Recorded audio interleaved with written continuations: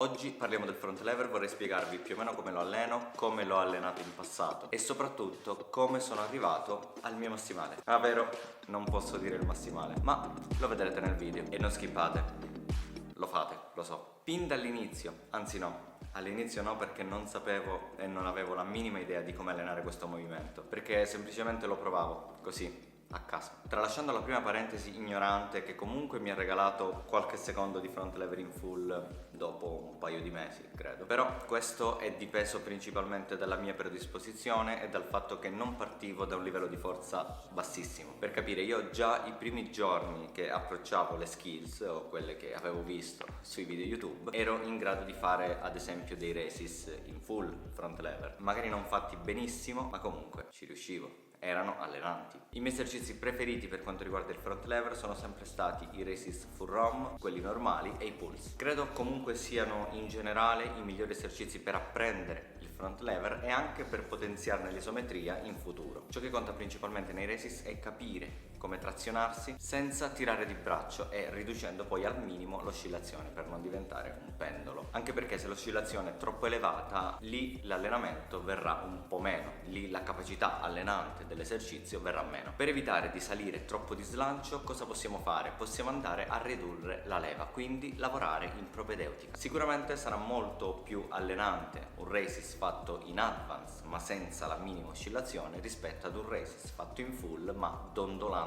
completamente. Ovviamente prendiamo queste considerazioni con le pinze, perché non è sempre così e non è così in maniera estrema. Non dobbiamo essere troppo maniaci della tecnica, perché non ha senso essere troppo fissati con la perfezione lavorando magari su una propedeutica facile come un advance. Quando ci focalizziamo troppo sulla tecnica, ricordiamoci sempre che stiamo facendo una propedeutica semplice. Il giusto mezzo è la chiave per migliorare. Trovare lo stimolo giusto e adatto a noi stessi, la giusta intensità, perché se farete troppo vi bloccherete, se farete troppo poco invece non genererete stimolo, perciò non migliorerete. Il resist è fatto bene, quindi è il miglior esercizio per l'apprendimento del front lever e credo che come movimento abbia più o meno le stesse valenze di quelle che ha l'alzata da lean in planche. Quando facciamo un resist dobbiamo pensare di proiettare l'ombelico in alto, verso la sbarra. Il nostro corpo si sposta di 90 gradi in rotazione, in un movimento semicircolare, passando da una posizione verticale ad una orizzontale. Le attivazioni.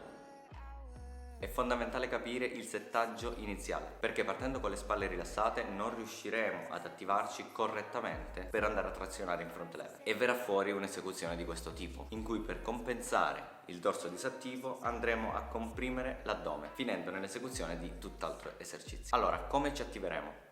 È semplice, le spalle puntano in basso facendo questo movimento di depressione. Questo ci permette di attivare il gran dorsale. Contemporaneamente andremo a irrigidire il core e a schiacciare i glutei. Questa è una chicca in più per rendere l'esercizio fatto davvero bene.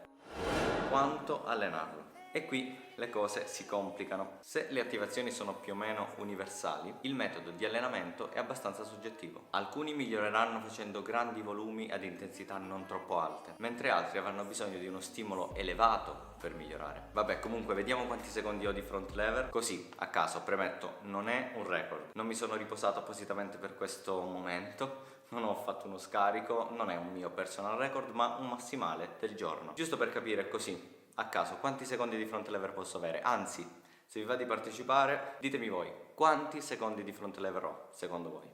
Così, prima di vedere il massimale, scrivetelo ora nei commenti, io aspetto. Vediamo chi indovina i secondi precisi.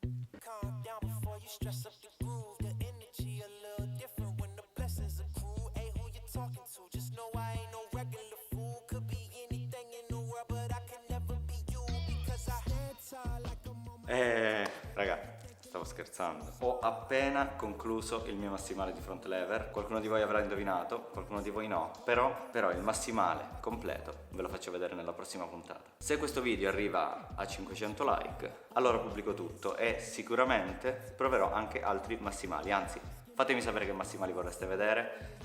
Provo tutto. Ciao!